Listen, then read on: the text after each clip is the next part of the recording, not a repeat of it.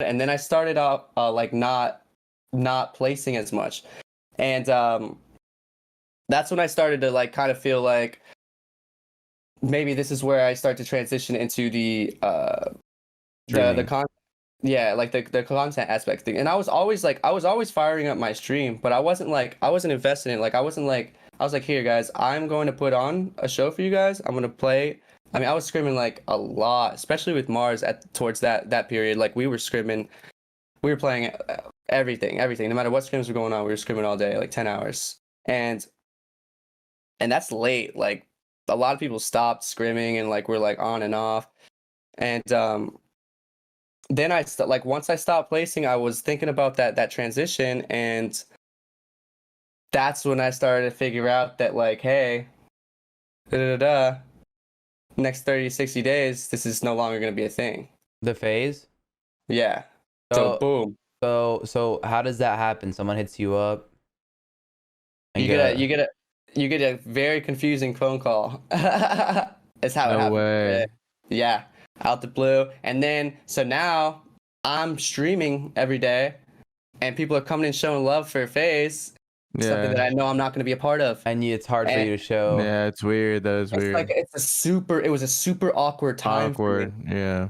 Hella awkward, dude. And like you're just like being like, you know, whatever about it. Like, yo, thanks, bro. I really appreciate that, man. Thank you. Yeah. That was a year. That was 2 years in, right?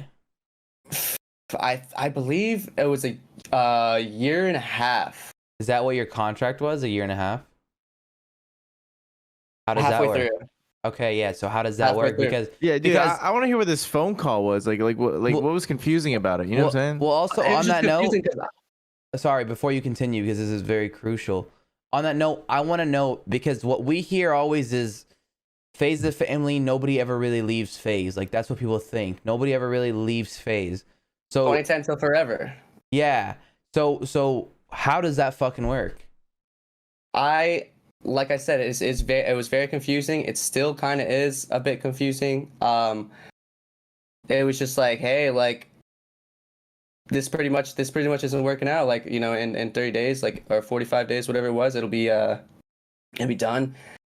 You know, Bini got the same call, Tilt as well, and like same time. It was just kind of it was just kind of like you all boom. hit each other up about it like right after.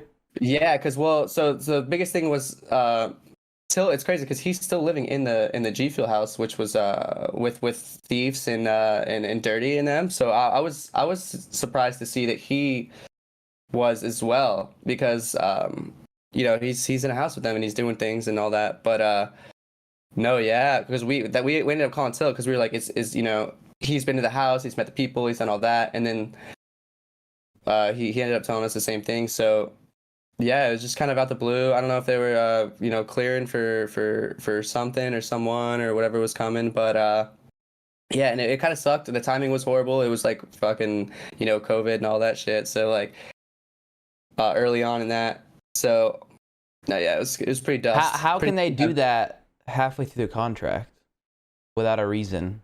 They can, you can't. That's the thing, man. Yeah, it's probably a clause, bro. Yeah, it's a clause, man. 100%. Everything's within reason, you know. And